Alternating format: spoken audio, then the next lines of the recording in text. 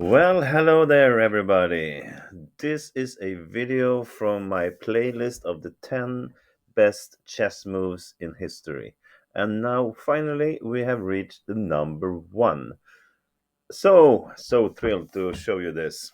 This game was played in 1998 between Topalov as white and Alexei Shirov as black. And it's black's turn to move. I switch the board around so we see from black's perspective. That is, we are moving our pawns this way, and white is moving his pawns this way. So next move from black is voted the number one, the best move ever played. So amazing! Can you find out what black played now? Pause the video, think about this position, what needs to be done, and how Black can achieve it with one great move from here. All right, now you had your chance to pause the video.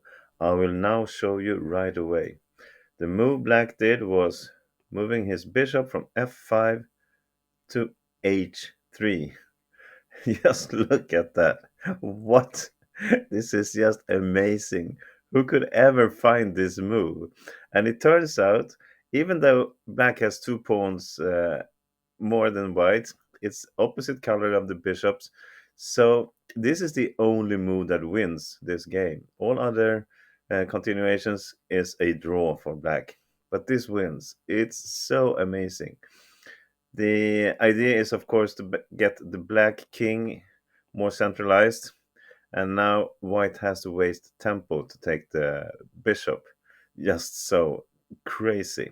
So let's back down a little bit and look at some other variations if we doesn't play this silly move, which is of course genius.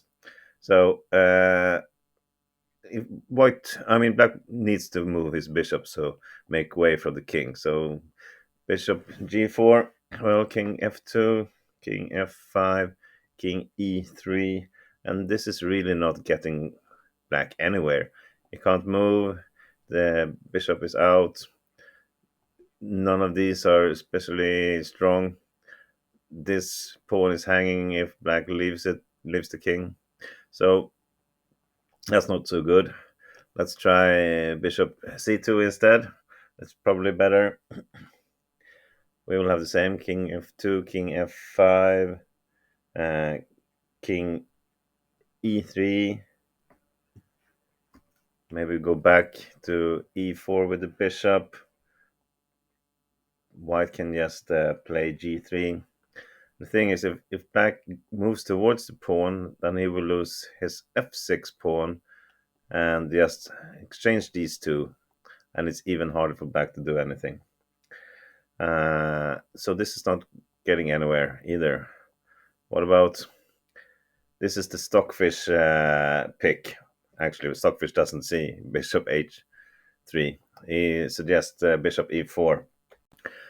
And the plan here for black is to just centralize this bishop. When white play king f2, we play f5, secure the pawns like this, and we just try to get around this king to the queen side. But really, it doesn't help either. Now white needs to play g3 so he can leave the king from there. And let's look at this: king d6. White plays bishop to d4 to block. King c6, king e2, king b5, king d2. Black comes in here, looks a bit threatening. White can just block this with king c3, leave his bishop here. Okay, maybe plays a3, play bishop e5, walks towards this pawn, but white will follow with his king.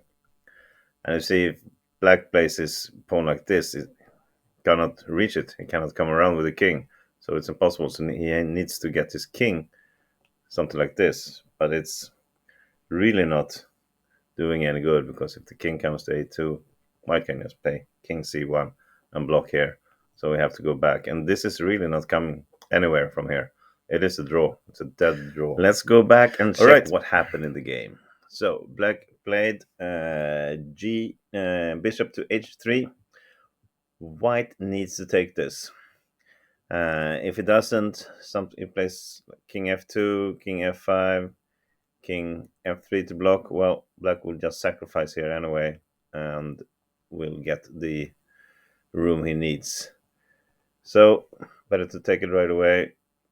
King f5, king f2, and as I showed you, king e4. Note that this pawn is now hanging, but this pawn has no real power anyway.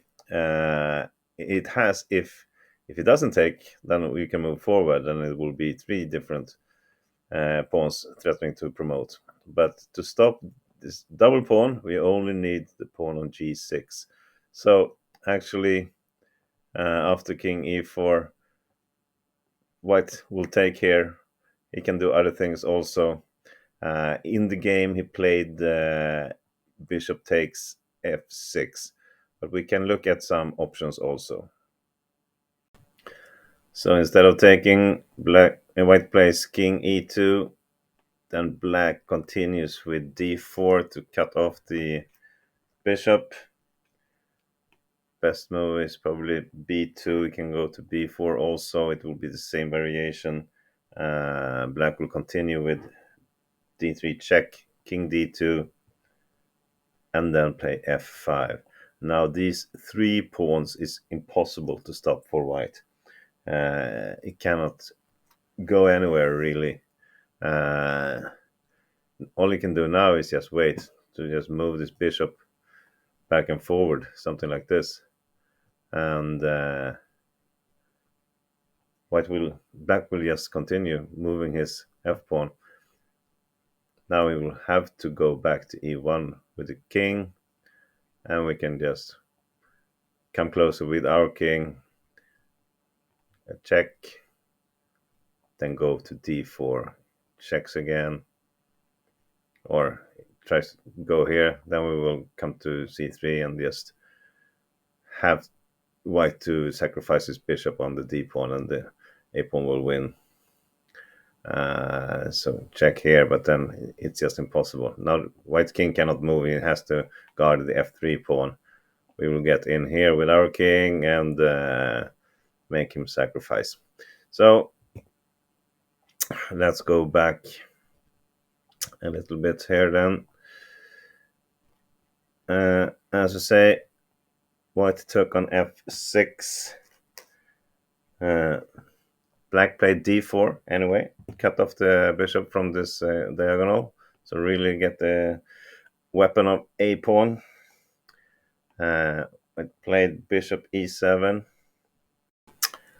Black continue, king d3. Now white plays bishop c5. He wants to prevent the black king to go to c2, because then it can take this pawn. But black played king c4 instead, threatening the bishop. Has to move back to e7, and then black goes to b3, and we'll get here next move, or just run this pawn depending on what white does. So actually here white surrendered. Black won this after this amazing first move of bishop to h3. Just an impressive, really impressive game from Alexei Shirov, and he deserves all credit for that. So, and of course, I've done 9 other videos about the top 10 moves in chess history, so check it out. You see a link here to the entire playlist where you can pick and choose all the 10 videos and see them in what order you need and want. So remember to press like on the video, and of course, if you're not subscribing to me already, please do so. Use the bottom right red little logo, click there, and you become a subscriber to my channel. Thank you for watching, and bye bye.